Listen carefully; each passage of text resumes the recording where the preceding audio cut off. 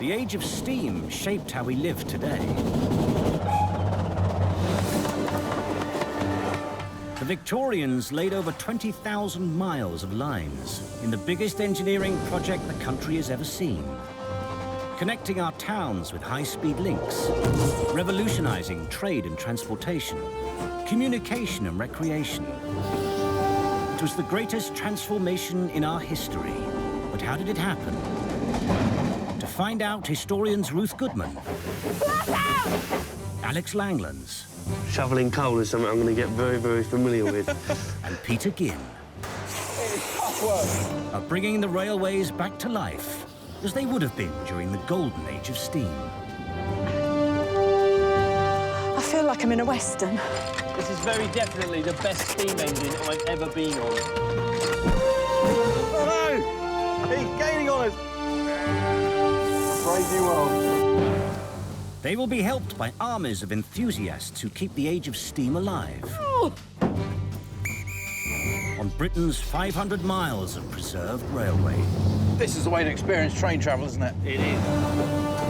They'll follow in the footsteps of the world's finest engineers. These are the men that built Britain's railways. Those who ran it. This is brutal. This is savage industrialism. And those for who life would never be the same again. Internet, pah! It had nothing like the impact of the railways. This is the story of how the railways created modern Britain.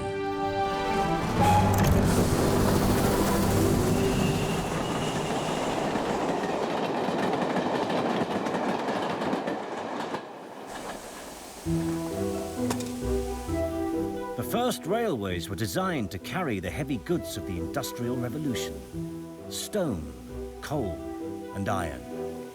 But it wasn't long before they were carrying a very different cargo. How did we get from a point of a railway designed for goods to a railway designed for people? Victorian businessmen and investors quickly capitalized on this new form of passenger transport, creating a network of iron roads which transformed the country. But who were the people who built this network, and how did they do it?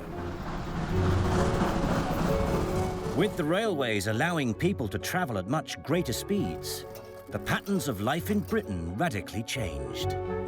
So I'm really interested in exploring exactly who these early passengers were and what it was like to travel on the Victorian railways.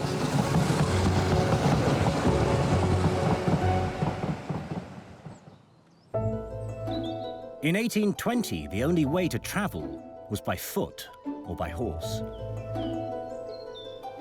Few people made long journeys. Walking from London to Edinburgh took 10 days, or 3 days by stagecoach. Within a lifetime, this would be cut to just 7 hours by rail. And yet, the first trains weren't built to carry people.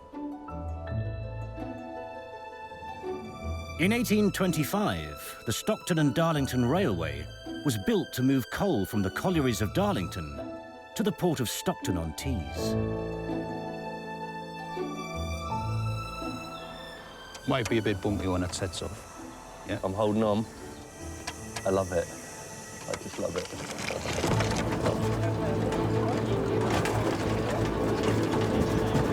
Here at Beamish in County Durham, they've built a replica of the first Stockton and Darlington train, pulled by steam elephant. It's sensational. This is very definitely the best steam engine I've ever been on. The original was built 1815. This is Georgian. This is not even a Victorian. This is Georgian. Well before. I mean, it's a rickety old beast. It's really quite Heath Robinson, but this would have been cutting edge in its day, wouldn't it? It would have been advanced, yes. It would have been top of the range. And do we know who built it? Yeah, Chapman and Buddle. Chapman and Buddle? Yeah, it was a mine owner. Right, OK, so if he's a mine owner, his primary interest is not moving people around. As much coal as possible. And, you know, how much coal could it pull, this thing? About 70 tonne of coal. So 70 tonne of coal? 70 tonne of coal. Just remarkable. Soon miners began hitching a ride to work sitting on the coal trucks. The railway owners spotted a business opportunity and started charging for the privilege. The rail passenger was born. Well, this doesn't look too bad. Thank you. Go, all aboard. The first passenger carriages were nothing more than converted coal trucks. This must have been amazing when you first got an opportunity to travel by the railways. I love how bumpy it is. But I suppose that the novelty would have worn off quite quickly. Yeah, it's nicely painted. It's all lovely and clean in here. There is just a wooden wagon with some wooden benches.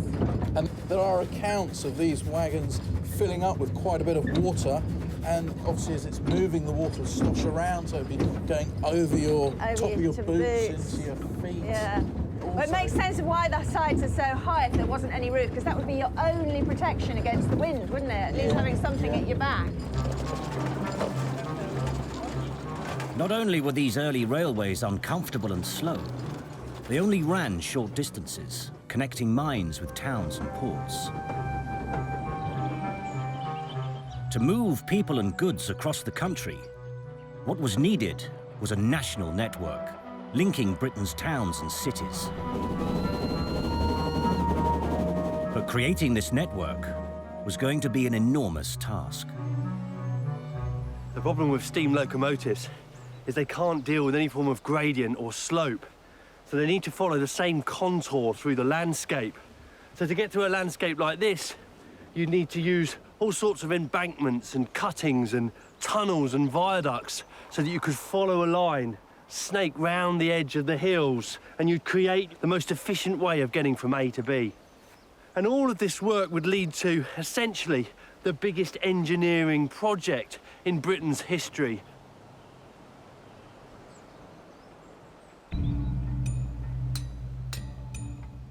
The network would be built by 250,000 nomadic workers, known as navvies. My God, imagine effectively living outside in these conditions.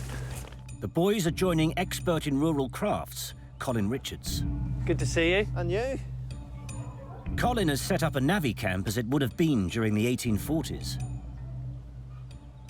The navvy term came from the word navigator, and the navigators were the people who built the canals for Britain. And that involved a lot of major engineering with essentially a sort of pick and shovel. And that skill was immediately transferable to the railways. And they had to live somewhere. And these settlements sort of moved through the landscape at different periods as the railway progressed.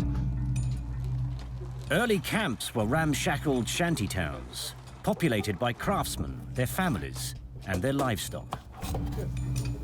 These self-contained worlds would have been home to as many as 3,500 navvies. Looking at your head, Alex, that should fit you. Yeah, that should. Yeah, it looks vaguely familiar, this one. Yeah. Building railways was backbreaking, dangerous work. But there was one concession to health and safety: the bowler hat. So, I mean, we see this as a sort of dress of the gentleman, don't we? But what you're saying is, back here in the mid-Victorian period, this was the working man's hat. That's right. It went through a transformation over the centuries, but it started out as being sort of essential protection, really. It's a strong shape. And so if you make it strong, reinforce it, then it can actually take the impact out of things falling on your head. Excellent.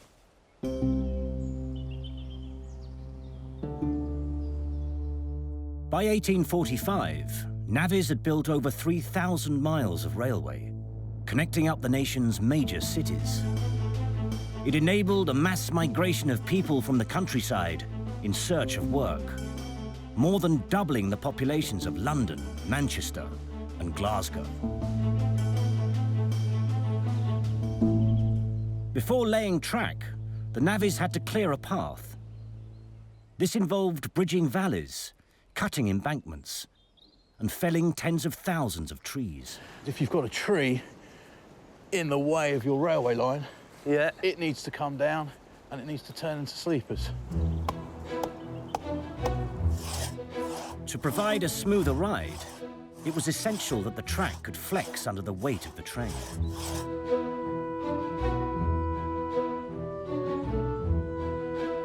Tracks aren't anchored to the ground. Instead, the rails are held in place by horizontal sleepers, which rest on a bed of crushed stone known as ballast. The best material for sleepers was a hardwood like oak, which was both durable and shock-absorbing. As it's hitting that, it's almost ringing like a stone. This is the heartwood round here. And that's the kind of stuff that makes absolutely perfect sleepers. For every mile of track, some 2,000 sleepers were needed. The problem is there was never enough wood in England, and there hadn't been really since medieval times. So a lot of the railway builders had to resort to importing foreign timber, particularly from North America. But you certainly wouldn't let a fantastic piece of English oak like this go to waste.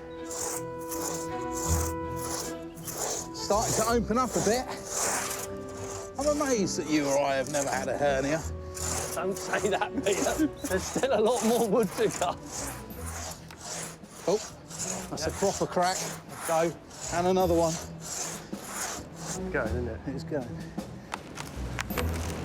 There she goes.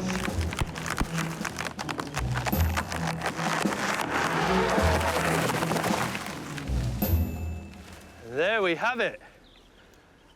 There we have our sleepers. 2 or 3 in there. Yeah.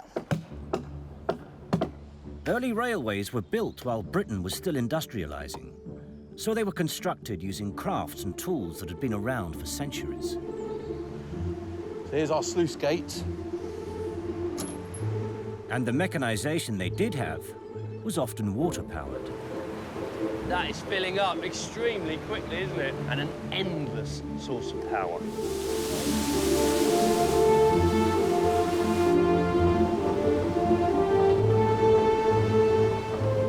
Right, let's get soaring.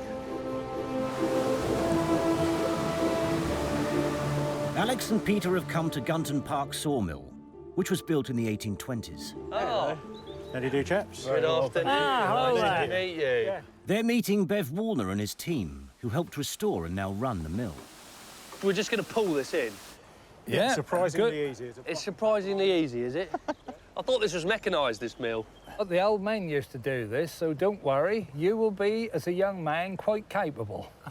You called me a young man, Peter. I know. Put that one in You the are diary. compared with me. Although the wood was cut using water power, getting the tree into the mill requires muscle power. All right, pull. Come on, mate. Pull. Well, that is going slowly. How about? Let's go that way a bit. Pull. Pull. Come on, you're nearly there. That should go easy in a minute. They're doing not at all badly. Especially for the first time. Pull. To move the tree weighing 3 tons, the team are using a system of rollers and pulleys, a technique going back millennia. Pull, that's it. Keep going. Oh! Whoa. That's your lot on that one, folks. What's up now then, Bev? It's back into the mill itself, and we have yet more work for you to do. Right, OK, All right. then. Let's go, let's head off. Lead on. In the 1840s, this water-powered sawmill was state-of-the-art. It was originally built to cut timber into gate posts and house beams. But such was the demand for railway sleepers, it would have been working round the clock. Now, in terms of the cutting here, it's not a case of driving the saw through the timber. What you want to do is actually drive the timber through the saw. Yeah, it's all done by that inching mechanism. That was the clever bit that was designed by he was a clockmaker who actually made it. So you can see here how this is just the work of a clockmaker. It's just ticking like a clock, isn't it? I mean, I thought it was going to be loud here, but actually, it's really quite a mellow sound. We're getting there. Oh, here we go. Here we go. Now we are starting to cut. Even more power now. This is the only surviving working water-powered sawmill in the UK. So simple, yet so complex. Such a fine piece of kit. In its heyday, this mill would process 8 trees a day. This blade is currently set to its lowest setting. But back in the 1820s, 1830s, when this was first built, it would have been tearing through this wood at a rate of knots. Just incredible the power that's in here. And we're through. And there we have it. Another sleeper. Mills like these relied on being close to a water supply. So it wasn't long before the railway builders turned to portable steam-powered saws instead.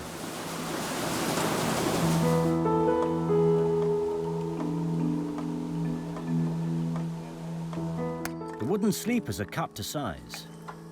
Now there's just one more job to do before they're ready to be laid. They must be protected with a coat of bitumen. What is bitumen? It's actually a form of tar which you can dig out of the ground, and it's almost in between a coal and an oil. And it was discovered that if you apply heat to it, it had this incredible preservative quality, and it would also bind stone to create sort of tar macadam. But for our purposes, for the sleepers, this coating was a barrier against the damp. So you could extend the life of a sleeper by 30 years by applying this coating. So your investment in the railway was made far more secure by this coating of bitumen. Right. Oh, here we go. That stuff. Oh. The bitumen needs to be applied quickly and evenly before it cools. Too much. Less. Look how quickly that's going cold, though. Yeah. This is not easy. See, look, it's just peeling off the wood. Not wishing to be critical, but that's a little bit lumpy along there. And so, you know, there's bitumen along there which isn't actually needed for the purpose of preserving the timber. But what's amazing from our perspective is we just don't know how people did this in the very early days of track laying. And just by doing it here in freezing conditions, we're learning that, in fact, we've either got to get the timber warmer, we've either got to get this warmer, but to get that coat applied nice and evenly, we certainly need a little bit more heat here, don't we? There is another option. Go on. We work faster. OK, then, let's get on. OK, here we go. Here we go. 1, 2. Building railways was big business. Navvies worked in gangs, competing for employment on the ever-growing number of passenger routes being built across the country. Well, you understand that you get paid by the number you do, right, not the time it takes you. And also, if you were to use, you know, more bitumen than rival gangs, then you would be out of favour. You could lose work because there's, you know, competition right across the country. And if you're using too much material and you're too slow, you're out on your ear. Let's get this right. Come on, we've got 2 more opportunities here. So I've got to just keep the brush now. What brush? This brush. That's not a brush. I think you left it in the pot a bit long there. Seen better days. I'll give it a clean up, it'll be fine. It'll be fine, don't worry. Right, there we go. Although a navvy's life was tough, they earned 3 times more than an agricultural labourer. Yeah. What's that over there? The navvies, they worked hard, but they also sort of played hard, and they needed sort of a contrast to the effort they were putting in during the day, and alcohol was an escape, really. Do you want to try a little snifter? One, right? One. You always say that. Yes, I know, exactly. Isolated on a camp, away from society, navvies were heavy drinkers. Records show they drank an average of 9 pints of beer a day. Some even resorted to making their own illegal moonshine using homemade stills. To flavour it, They used anything to hand, nuts, berries, even carrots. This is our finished product. But distilling was a risky business. The first alcohol to be produced by a still contained ethanol, which causes blindness and even death. So carrots are good for your eyesight. Yeah? Moonshine's bad for it. Yeah. On days like this, you can really see the appeal of drinking a very, very strong spirit. Yeah.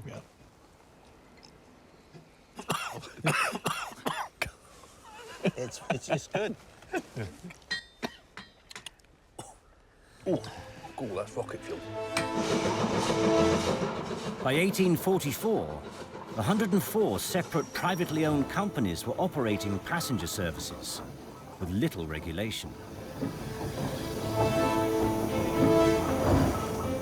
The government intervened, forcing new companies to abide by strict rules on ticket pricing, reliability, and safety.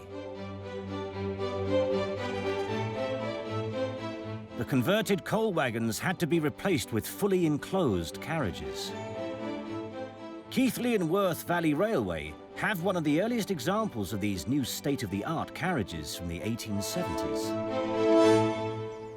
Now, the early wagons, the guard actually even had a little seat up here, just like he had on the stagecoaches. And on this wagon, somebody was meant to come and service the oil lamps. They just lift out of the... They lift out. And there's a... Well, it looks like a plug and a chain that just slots in its place to stop there being a draft. So we can clean them, replace the oil. I feel like I'm in a Western, running along the roof of a railway train, hauling out my lamps. This one was built in 1876. Right. Ruth's come to meet carriage engineer Chris Smith. Ah.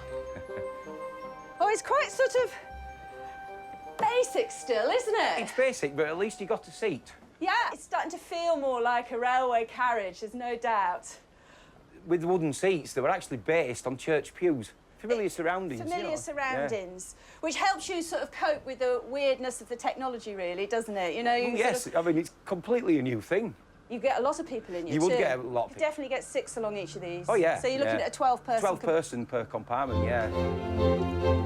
By the 1870s, trains were capable of going over 65 miles per hour. This was the first time the Victorian working classes had access to high-speed, long-distance travel. There's no corridor in these trains at all, is there? No, there's no interconnection, no, not at all. So how do you get from one compartment to the next, then? You don't. You don't? You stay in the compartment, so it's probably a wise move to be friends with the people you're travelling with. But the ultimate luxurious experience was reserved for the upper classes. Now, what's the difference? Yeah. We've definitely gone up market now.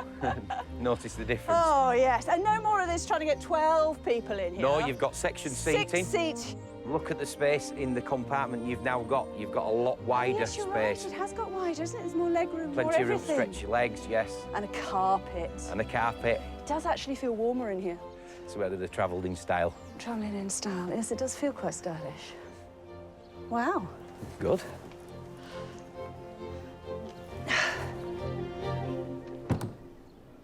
For the railway companies, it wasn't all about comfort. Image was just as important. One thing that I really like about so many of these is all this beautiful sign writing. Yes, it's all hand sign written and gilded, gold leaf. And I suppose, you know, something that had been exclusively for the super rich, you're getting a flavour of it, even when you're in third class. Even in third, there was a lot of competition in it. The railways were very each other, you know. They had to do things that stood out above the next railway company. And I mean, if you're competing for passengers, it's about what it's like to be a passenger, isn't it? Yeah, I mean, it's not just about ticket price. It's the whole experience of the journey, yes. How you're treated. Because if people are happy, they'll come back and they'll travel come back with the and use company your company rather than somebody else's. The yes. other.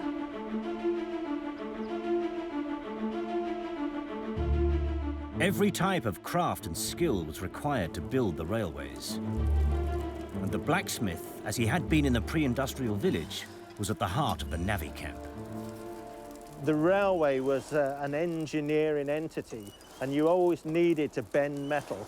So if you had a portable forge, you could follow the railway, and whatever needed to be made, to be shaped, to be bent, you could do it. And this was your passport to earning a living. So take the heat out of the shaft. Yeah. Colin and the boys are forging coach screws. These are the metal bolts which connected the rails to the sleepers. And each railway line needed millions of them. Going to try and mushroom over the head, and then we'll put the screw on. Sounds quite easy. It's not going to be. In the early days of railway building, they were individually made. So we're making a hook, is that right? Yes, starting to get dark on our first day as navvies, and we know that we're going to need about 750,000 sleepers for a single line between London and Glasgow. Now, if you need 8 of these per sleeper, OK, and it's a double line, we're looking at something in the region of around 12 million of these bolts. Easy.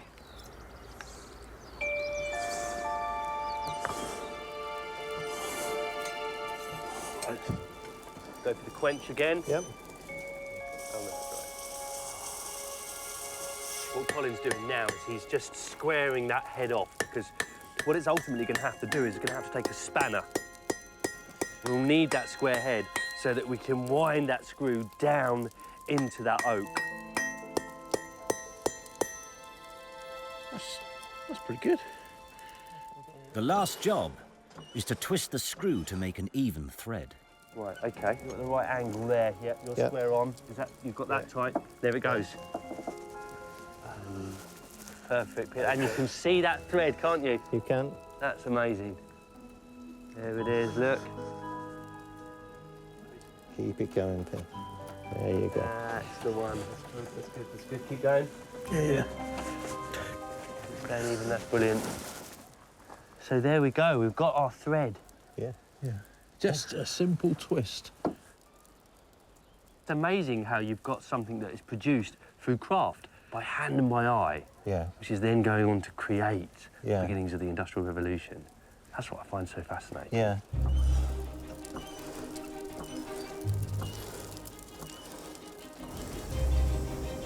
As the rate of railway construction boomed, handcrafted items like coach screws were instead mass-produced in factories. The days of the blacksmith on the navvy camp were numbered. Railways drove innovation in practically every area of manufacturing, even textiles. Carriages needed hard-wearing seats for the ever-increasing passenger traffic. The solution was fabric made from a material abundant in Victorian Britain: horsehair. Duncan Brummel is the production manager at John Boyd Textiles in Castle Carey, Somerset. They've been making horsehair fabric for over 150 years. What we're doing is pulling out the broken hairs, and any weak hairs will break off in this process, and also combing it through, so when it goes to the loom, it's nice and free to weave. Working horses from the local area had their tails cropped every couple of years. The hair was then sorted by colour and length before being combed, a process known as hackling. That is a hair length, isn't it? It doesn't get any longer than that. Yeah, we're limited at what width cloth we can do. So you're going to get a piece of cloth a bit like that? 26-inch cloth off of that. Right.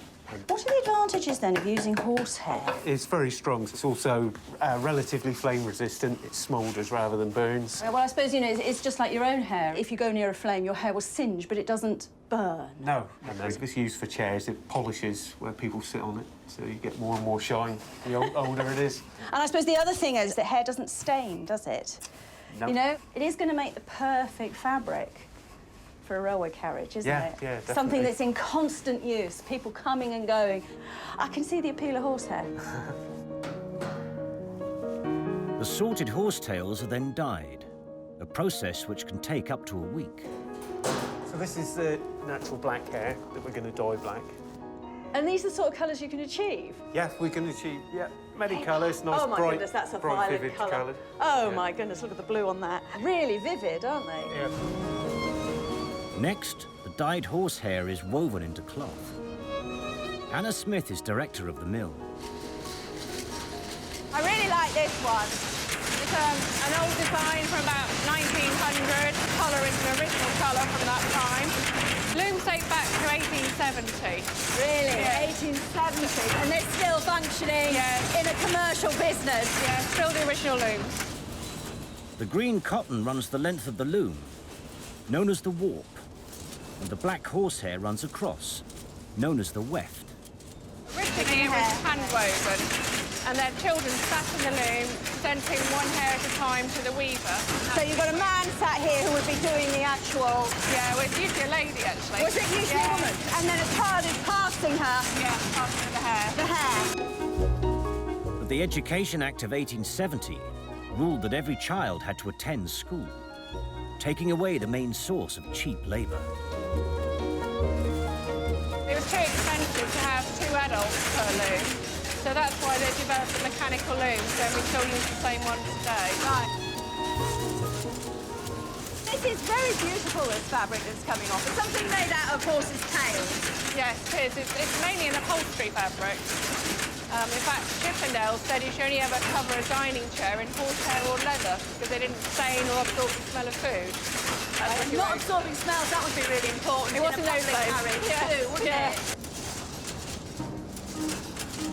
To keep up with the increasing demand for passenger services, industries across the country began to replace manpower with machine power.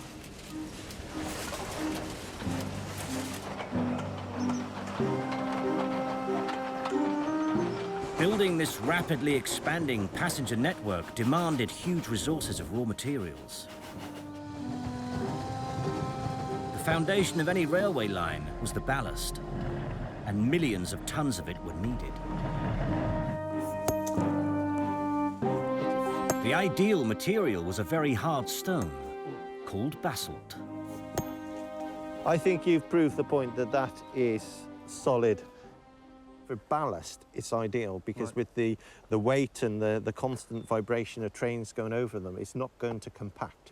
Once it's settled in position, then these angular pieces are going to lock together and form a very strong platform for the heavy engines and rolling stock. 3,000 tons of crushed stone was needed for every mile of track.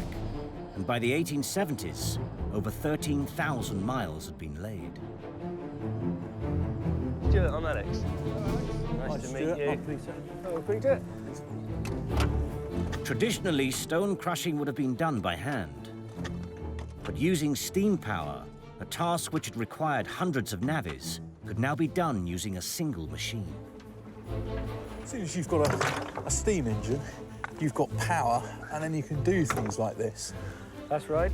So you've got a steam winch to pull it up there for us. Right, OK. Don't worry, you're not pushing it, are you? Well, it makes a change, doesn't it? Stuart Tomlins and his team have set up a mobile stone crusher, powered by a steam tractor.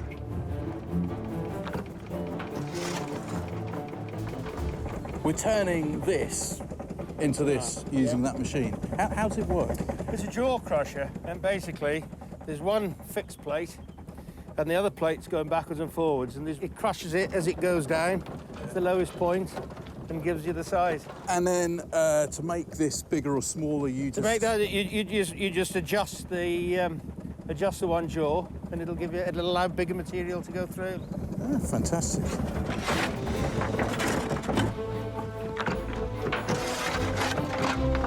Feel the power. You can feel the power of that steam engine. You can feel the power of this kit. And as those railways got bigger, they got more infrastructure. And small navvy gangs like ours would have been absorbed into much bigger organisations.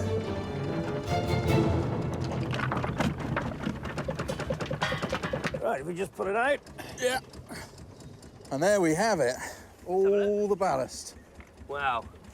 And this is, I mean, it's quite angular, isn't it? It's going to lock it together.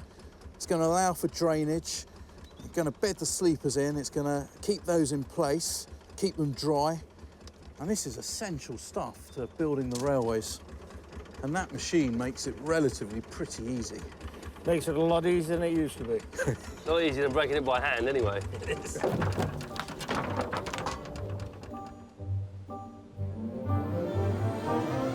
In 1825, just a few hundred people had travelled by rail. But by the 1880s, it was millions, and demand for new railways was still growing. In 1882, the Lewiston East Grinstead Railway opened, linking the southeast coast to the nation's capital.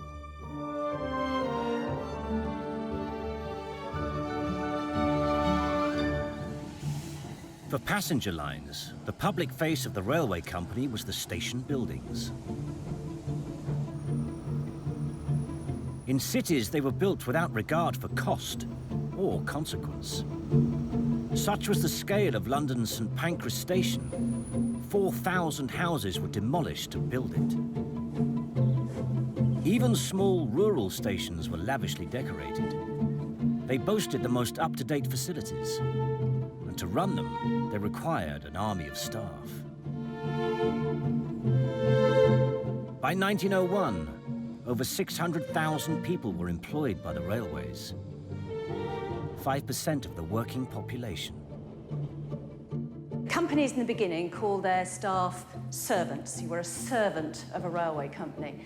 And they insisted upon uniforms, they insisted upon certain manners of speech, they insisted upon certain behaviour, and they insisted on absolute loyalty to the company, much like a great stately home would have expected of their servants. The station master was at the head of this new workforce. Ticket clerks, porters, refreshment room staff, signalmen, wheel tappers, engineers, carpenters, and boilermakers were all needed to run a station. Then there were the train staff, engine drivers and firemen. And responsible for passenger safety was the guard. There were guards on trains right from the first. Passengers, however, added an extra layer of complexity and importance to the guard's job. I mean, if there was an accident with a goods train, well, very sad and all that, but mostly what got hurt were the goods, not so many people. But a passenger train, the potential for disaster, for bad publicity, was that much greater. So guards were given more and more responsibility, and they became a more important person on the railway, guaranteeing the safety of all those travelling. The guard in charge of this train is Graham Aitken. It's then my job as the guard to check that what he has done has been done correctly. Happy with that lot? I've checked it. The coupling's there. If the engine moves, we're going to go with it. At this stage, I'm happy. All good. Yeah. Famous guard's van, your very own little home on rails. In we go. My compartment, my domain. Originally, one of the main roles of the guard was to operate the brakes, located in his van at the back of the train. As carriages in the 1880s had no corridors, once the train had left the station, the guard was cut off from his passengers. I mean, even if you say, well, you can try and get in touch with the driver, I mean, he's got to be looking out if you're waving flags and blowing whistles. That's exactly right. The way you attract his attention is by partially putting on the brake. Not enough to stop it, unless you mean to stop it in an emergency, but he will notice that the guard's trying to get his attention, and then he'll then look out, either him or the fireman, probably both of them, to look back, and then the guard will be there displaying either a red flag, a red light, or whatever. Yeah. 1 toot or 2?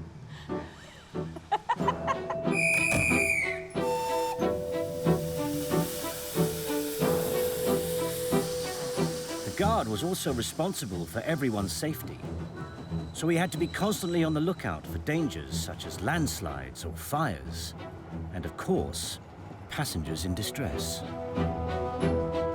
one of the reasons why there's no nice comfy seats in a guard's van. The idea is that the guard has to stay alert, stay on his feet, always checking. Most drivers and firemen will tell you they've got the difficult job. All the guard does is sit down, enjoys the ride.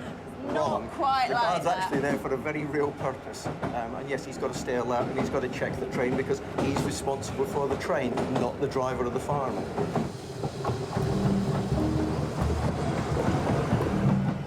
If the train had to stop in an emergency, miles from any station or signal box, it was the guard's job to alert the following train crew of the obstruction ahead. He needed something to grab their attention. So, detonators. Excellent, thank you. Marvellous. Invented in 1841, railway detonators were used as a last resort to alert the next train so that it could make an emergency stop. They were placed on the rails at intervals 3/4 of a mile back from the stranded train. 9. About here, I reckon. It doesn't have to be precise, does it? I mean, the train from here now is just over half a mile away. Yeah. And that gives So plenty of time for the driver to stop. The weight of the train triggers the detonator, alerting the driver over the sound of the engine.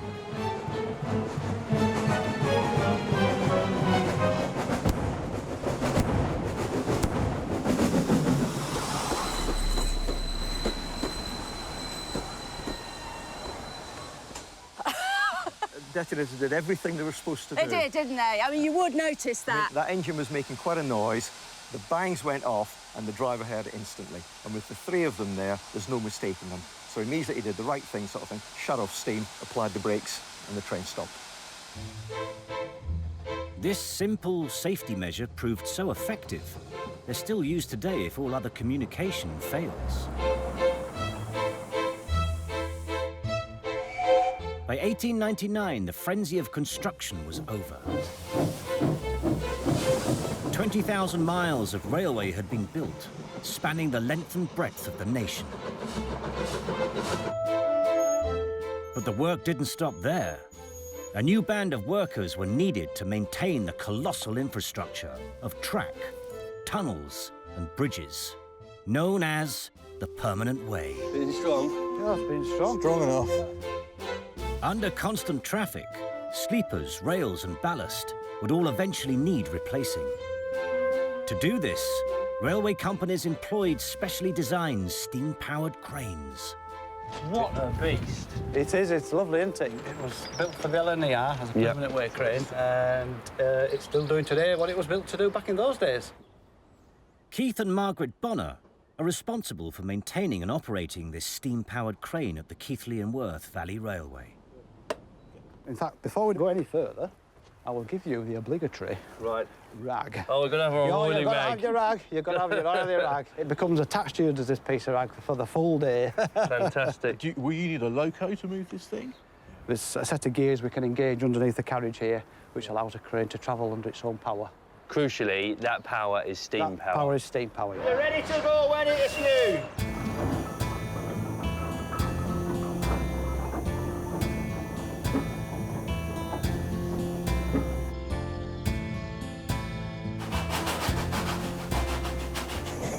There we go.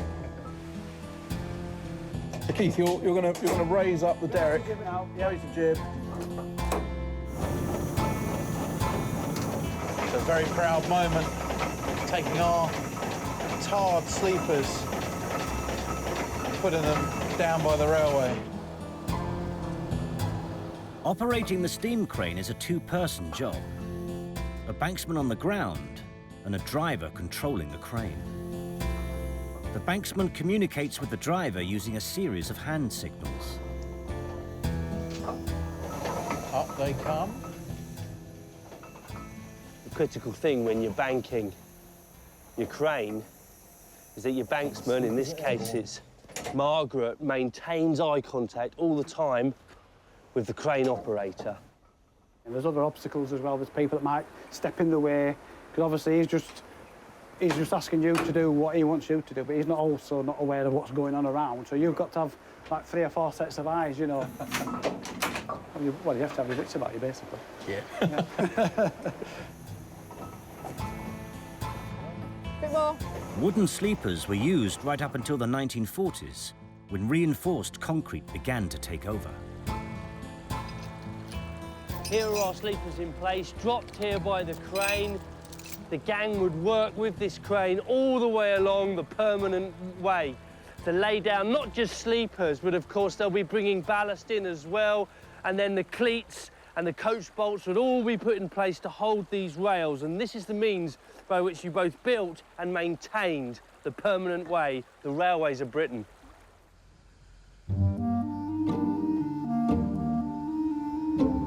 By the 1880s, for many, rail travel had become a way of life. To experience it firsthand, Alex and Peter are travelling on the Lewiston to East Grinstead Railway. In preparation for the journey, Peter's getting to grips with the latest fashion of the day. Well, Macassar oil is one of the first mass advertised products. Comes about in the 19th century. It's a blend of coconut oil, palm oil. It should give you added virility, not that you need it, and should help regenerate hair growth. It does give your hair a certain sheen, doesn't it? This hair oil stained even tough horsehair fabric. To protect the seats, anti-macassars were fitted.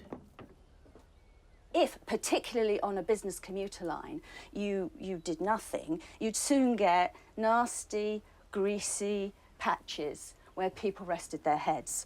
So the answer, just like it was in the domestic home, was an antimacassar, which are small, easy to launder cloths, but they do have to be laundered. Ah, Peter's dirty footprints. Look where he's going then. Hi, Ruth. Hiya. What's your hair? I haven't done anything to my hair. Are you sure? I haven't had a chance to style it this morning. Well, you better get a ticket. Right, OK. Good afternoon, sir. When the very first trains began to carry passengers, the tickets were sort of handwritten affairs and included information like the name and address of the passenger. As you can imagine, it took ages to make out the tickets for a train. With commuter numbers rising, the laborious process of handwriting tickets was not only inefficient, but open to forgery. What was needed was a quick and efficient fraud-proof device. It was a station master, Thomas Edmondson, who devised a solution. Printed tickets, each with a unique serial number. Thank you very much. Right, OK. Ruth, have you got any money? In the 1880s, for many people, travelling by train was still a daunting experience. We want a carriage to ourselves, Peter. To help them on their way, a manual was published, leading them through their journeys step by step. Afternoon. Good afternoon. You check this out. The Railway Traveller's Handy Book. Hints, suggestions and advice for the anxious Victorian traveller. And that's us at the moment. Anxious.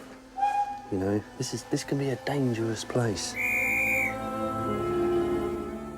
For some travellers, it might be the first time they'd encountered so many strangers. The manual gave strict instructions on how to deal with such situations. Look, card playing, although somewhat difficult of accomplishment, is a pleasant pastime among friends. So that's great. Got friends there. OK. But beware of entering into this amusement with strangers. Yeah, well, we haven't got any strangers in here, have we? It is well known that the class of swindlers known as card sharpers exist, who live by travelling in railway carriages and taking in the unwary. The boys are joined by an expert in Victorian con artistry who goes by the name Pete Heat. Typically, they'd pretend to be drunk and quite offensive. Like, I would have been making fun of your accents, what you're wearing, going, oh, city boys are you? And so you get you build up a real irritation and you want to get one over on me. And maybe I'd even flash the cards accidentally on purpose so you know for a fact which one's which. And then, of course, at the end, but get you. No, don't you worry. You've got to get up early in the morning to catch on me and Peter. Well, that's what I thought, yeah. Pete has studied the sorts of tricks played on Victorian rail passengers. So this is a little game. It's based on the old three-card game, Find the Lady, three-card Monty, you know, the kind of thing you've seen on street corners, no doubt. Yeah. But to make it a bit easier for you guys, we're probably just going to use 2 cards. So card number 1 is the Queen of Hearts. I'm going to get you to hold on to that for me. At this point, you two gentlemen are unlikely to trust me. We've just met, so maybe check that it is still there. That's still the Queen of Hearts, right? Queen of Hearts? It is? Yeah, okay, yeah. All right, yeah, so it's all above board. Like, I, however, have got the Queen of Diamonds over here. And if I do that, without looking at yours, what would you bet on? I'm going to say it's the Queen of Hearts. OK, so you say Queen of Hearts on the bottom and diamonds on top there? Yes. Interesting. Once lulled into a false sense of security, passengers were asked to gamble with something of value. Just to recap, Right. What would you say? Hearts? No. Are we going hearts on top, diamonds on the bottom? Yeah, I think so. I'll tell you what, guys, turn your hand over.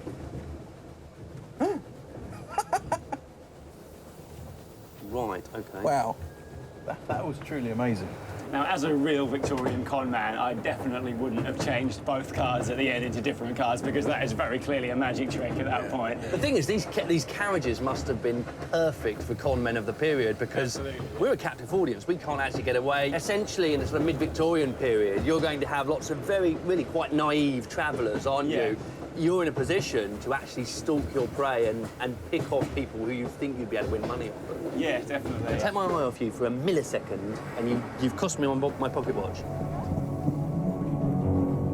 Railway crime went beyond the occasional con. The first reported murder on a train occurred only 2 years after the publication of the Traveller's Handy Book. Caution in passing through tunnels. Now, this is interesting. Male passengers have sometimes been assaulted and robbed, and females insulted in passing through tunnels. In going through a tunnel, therefore, it is always as well to have the hands and arms ready, disposed for defence. Unaccompanied women were advised to travel with concealed truncheons. Even the innocent-looking hatpin could be put to good use. You read quite often of women who are sexually assaulted in tunnels because, you know, it's dark, there's a room full of men. That's right. And these are examples of what did happen. The introduction of electricity on trains allowed the guard to have full control of the carriage lighting. There we are. Lights are on. Lights are on. This made passing through tunnels and travelling at night much safer. Tunnel. The lights are on, though. Oh, I didn't notice. What are you doing with my hat, man? Not on your hair.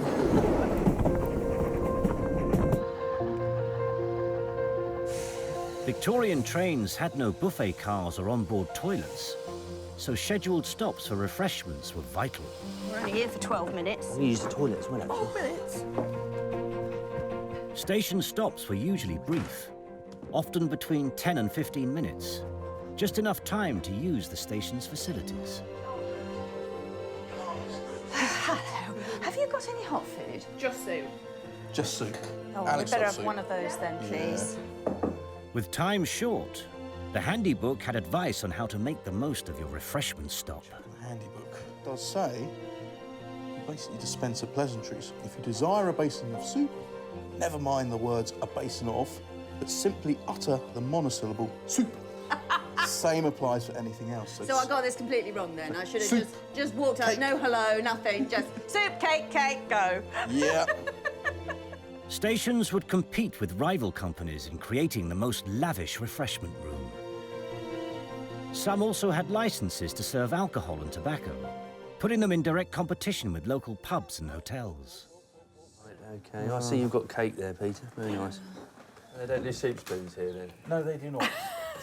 They'd be happy with your lot. Enjoy your cake. I suppose nobody's got any option. There's no catering on the train. And you're a captive audience, so you can be exploited, and famously the standard of food at this time was appalling, wasn't it? Oh, dear. Goodness me. How's that fruitcake, Peter? Bit dry? Before the railways existed, travellers by stagecoach would have had the opportunity to eat at coaching inns and could even break their journey by staying the night. Now, if you were accustomed to eating out, which not many people were, but the wealthy who were accustomed to eating out were expecting the full, slow, served at table, silver service sort of thing. And then they're faced with just having to... Essentially ordering food in a rugby scrum. Short on manners, short on service. It's all quick fire, isn't it? Yeah. It's really interesting, isn't it, that the handy book actually has to tell you how to do it. Yeah. It's quick fire. Get in there, get your food. Passengers for the 10:36. Oh, God. Because- Stuff that in my mouth. Right, come on. Sure, that soup would have been nice. Although the Railway Traveller's Handybook proved useful when guiding the bewildered passenger through their journey, it didn't hide the fact that the experience may not be for everyone. It says here in the handy book, a person in a railway carriage may be likened to a prisoner of state who is permitted to indulge in any relaxation and amusement to while away the time, but is denied that essential ingredient to human happiness, personal liberty. We are essentially prisoners in a small box. We are indeed.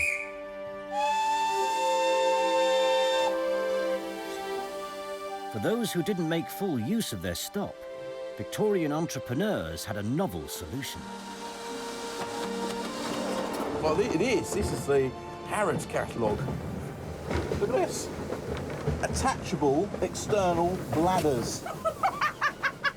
For ladies and gentlemen. Oh, my giddy auntness. These are... They're pretty good, aren't they? Oh, no, well, there are other ways, you know, for a lady to manage these problems. Look. Female passengers sometimes resorted to carrying an innocent-looking basket containing a chamber pot. You number twosies in there as well.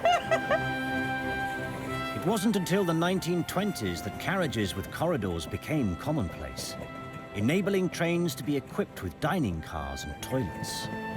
Station stops could be shorter, speeding up journey times. If you look at the carriage we're in, we've effectively reached a style of travelling which we enjoy today, don't we? Yeah, it's a bit nostalgic, but nonetheless, it's recognisable as a modern carriage. It's comfortable, and certainly when you look back at Beamish, when you were in those open wagons. I mean, it was a beautiful day, so it didn't really matter. But if it had been pouring with rain and the wind had been howling, you'd been whistling along at 20 miles an hour. I mean, we've reached this level of sophistication, haven't we? Lovely comfy seats, ventilation, it's weatherproof. But we've still got to go that extra hurdle. We still need toilets on trains and restaurant cars as well, don't we? We do. I mean, you could bring a picnic, and I was thinking that's what that was. I think you get a bit of a surprise with it if you put your hand in that later on in the journey.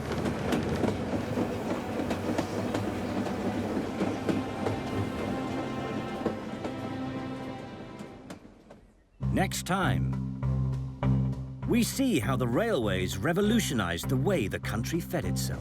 And there we have it, sheep moving by the power of steam for the first time in at least a generation. Transforming people's diets. A railway industry. Who'd have thought? Rhubarb. And turning Britain into a nation of fast food lovers. I think if I eat any more of this fish and chips, I'm going to have a heart attack.